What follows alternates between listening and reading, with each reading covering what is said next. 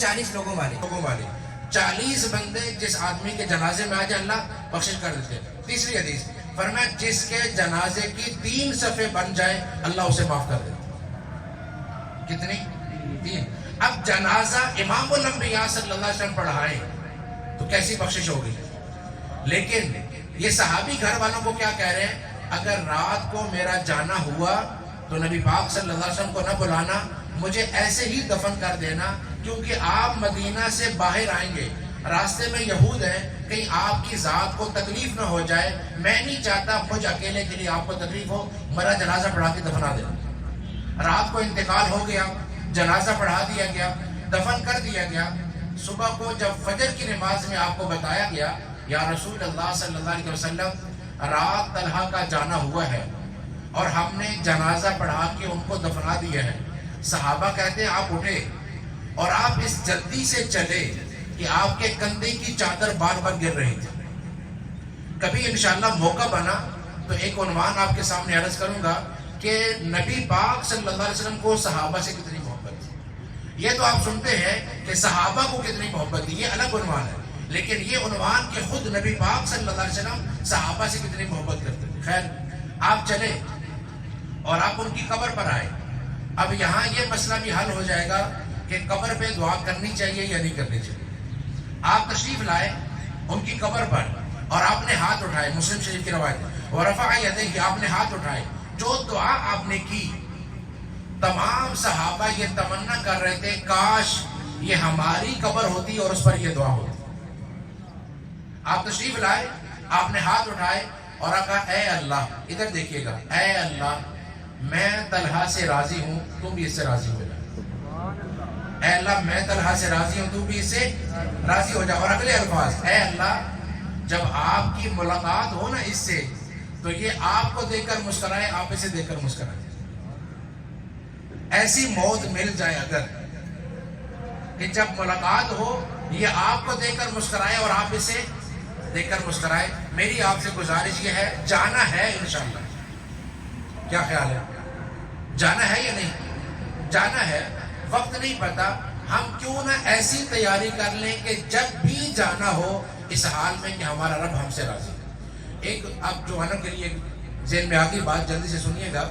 ایک بزرگ گزرے ہیں حضرت ذوالنون مشری رحمۃ اللہ علیہ، ان کے پاس ایک نوجوان آیا، کہنے لگا حضرت گناہ چھوڑنے کا وظیفہ چاہیے۔ کیا چاہیے؟ گناہ چھوڑنے کا وظیفہ۔ ہمارا خیال ہوتا ہے کہ ہر ایک چیز کے لیے وظیفہ مل جائے، شادی کے لیے وظیفہ، کاروبار کے لیے وظیفہ، ترقی کے لیے وظیفہ، ہر چیز کے لیے۔ تو اس نے کس چیز کا وظیفہ مانگا؟ جی گناہ چھوڑنے کا وظیفہ۔ حضرت نے فرمایا اگر گناہ کرنا ہے تو وظیفہ یہ ہے اس کا رزق کھانا چھوڑ دو۔ اگر گناہ کرنا ہے تو کیا کرو؟ اس کا رزق کھانا چھوڑ دو۔ جب نافرمانی اس ذات کی کرنی ہے تو پھر اس کا رزق کیوں کھانا ہے؟ رزاق وہ ہے، دینے والا وہ ہے، اگر نافرمانی کرنی ہے تو اس کا کھانا چھوڑ دو۔ کہنے لگا حضرت اس کے بغیر زندگی کیسے ہو سکتی ہے؟ اس کے بغیر زندگی کیسے ہو سکتی ہے؟ فرمایا اچھا چلو دوسرا وظیفہ، اگر رزق نہیں چھوڑ سکتے تو گناہ وہاں کیا کرو جہاں اللہ کی زمین نہ ہو، جہاں اللہ کی زمین نہ ہو۔ انہوں نے کہا حضرت وہ زیادہ مشکل تھا کہ یہ زیادہ مشکل ہے؟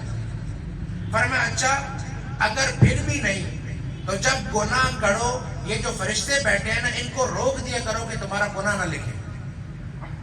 کہا حضرت میں انہیں کیسے روک سکتا ہوں؟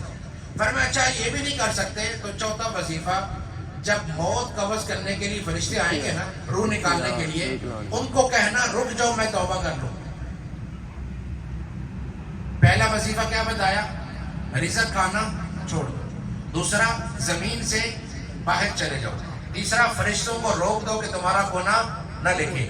اور چوتھا موت کے وقت فرشتوں کو کہنا رکو پہلے میں توبہ کروں پھر روح قبض کروں۔ کہ حضرت یہ نہیں ہو سکتا۔ فرمایا چلو پانچواں وظیفہ، جب اللہ قیامت والے دن فرمائیں گے جو جہنم میں تو رک جانا، کہنا میں نے نہیں جانا۔ کہنے لگا حضرت سمجھ آ گئی توبہ کے بغیر گزارا نہیں، توبہ کے بغیر گزارا نہیں ہے. آج اس لمحے اگر ہم توبہ کرتے ہیں, وہاں بن منبر رحمۃ اللہ علیہ فرماتے ہیں جہاں بیٹھے ہو, جتنی زندگی گزار چکے ہو, توبہ کر لو, پہلے والی اللہ معاف کر دے گا, بعد والی کا حساب نہیں. تو دوسری گزارش ہے, ہم سب نے تیاری کرنی ہے انشاءاللہ, کریں گے انشاءاللہ. تیسری بات, چونکہ ہم سب اکٹھے رہتے ہیں, ایک جگہ پہ ہیں, آپ بھی ہر روز کلاس میں اکٹھے ہوتے ہیں, ٹیچر بھی ہر روز کلاس میں آتے ہیں, ایک ہی ادارے میں ہماری ہر دن میں کئی دفعہ ایک دوسرے سے ملاقات ہوتی ہے. بعض دفعہ زبان سے ایسا جملہ نکل جاتا ہے جس سے اگلے کو تکلیف ہوتی ہے. اس حوالے سے 2 احادیث سننی آپ نے. پہلی حدیث ادھر دیکھیے گا جی, جزاک اللہ. پہلی حدیث, ایک بہت بڑے بزرگ گزرے, عبداللہ بن مبارک رحمۃ اللہ علیہ. عبداللہ بن مبارک یہ کون ہے؟ یہ امام بخاری رحمۃ اللہ علیہ کے استاد ہیں. امام بخاری رحمۃ اللہ علیہ کے استاد ہیں. ابھی آپ کو کالج کی طرف سے یہ کہا گیا کتنی احادیث یاد کرنی ہے آپ نے جی؟ کتنی احادیث؟ 20 یا 40. اور کتنا مشکل لگتا ہے 40 احادیث یاد کرنا. عبداللہ بن مبارک رحمۃ اللہ علیہ 10 لاکھ احادیث کے حافظ ہیں. کتنے؟ 10 لاکھ احادیث کے حافظ ہیں. اور یہ استاد ہیں امام بخاری رحمۃ اللہ علیہ کے. اور عبداللہ بن مبارک شاگرد ہیں امام اعظم ابو حنیفہ رحمۃ اللہ علیہ. تو امام بخاری رحمۃ اللہ علیہ امام اعظم ابو حنیفہ رحمۃ اللہ علیہ کے شاگردوں کے آگے شاگرد ہیں. یہ تشریف فرماتے ایک بندہ آیا, اس نے کہا حضرت 700 درہم قرض ہے مجھ پہ, 700 درہم مجھ پہ قرض ہے. تو حضرت نے پرچی لکھی 7000 درہم. اس نے بتایا تھا 700, حضرت نے پرچی لکھی 7000 اور فرمایا جاؤ میرے خزانچی سے جا کے لے لو. وہ آیا, اس نے پرچی دی کہ مجھے 700 درہم چاہیے تھا, میں نے حضرت کو کہا ہے, انہوں نے پرچی بنائی ہے, یہ دیکھ لیں. جب دیکھا تو پرچی پہ کیا لکھا ہوا ہے؟ 7000. وہ آیا حضرت کے پاس کہ حضرت اس نے 700 مانگا ہے, آپ نے غلطی سے 7000 لکھ دیا ہے. تو آپ نے فرمایا لو. آپ نے وہ کاٹا اور نیچے لکھا 14000. نیچے کیا لکھ دیا؟ 14000. اب جب وہ پرچی لے کر آیا, اس بندے کو تو پیسے دیے, وہ چلا گیا. اس نے پوچھا عبداللہ بن مبارک رحمۃ اللہ علیہ سے کہ حضرت ایسا کیا معاملہ ہے, وہ 700 مانگ رہا ہے, آپ 7000 لکھ رہے ہیں, جب میں ٹھیک کراتا ہوں آپ 14000 کر دیتے ہیں. فرمایا میرے پاس ایک حدیث ہے, اگر آج یہ حدیث آپ کو یاد ہو گئی تو انشاءاللہ یہ ہماری بخشش کا ذریعہ بھی ہوگا اور مختار صاحب کے والد صاحب کی بخشش کا ذریعہ بھی ہوگا انشاءاللہ. اس نیت سے سنیے گا. میرے پاس ایک حدیث ہے, کیا کہ نبی پاک صلی اللہ علیہ وآلہ وسلم نے فرمایا تھا, اور یہ روایت بخاری شریف کے اندر بھی ہے. فرمایا, آپ نے فرمایا تھا جو کسی مسلمان کو اچانک خوشی دے گا اللہ اس کے پہلے والے سارے گناہوں کو معاف کر دے گا. سبحان اللہ. جو کسی مسلمان کو اچانک خوشی دے گا اللہ اس کے پہلے والے سارے گناہ معاف کر دے گا. یہ ہے پہلی حدیث. ہم نے دوسرے کی خوشی کی وجہ بننا ہے, پریشانی کی.